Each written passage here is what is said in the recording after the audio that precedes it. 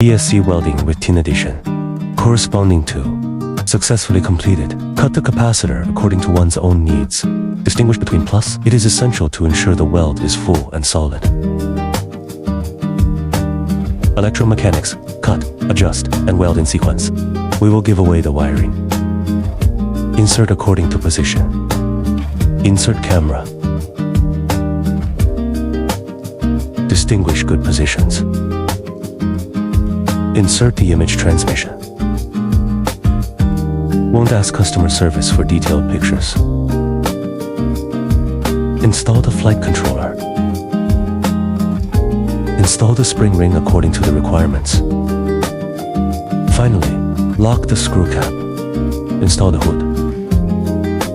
Screw locking. The image transmission is installed here, completed.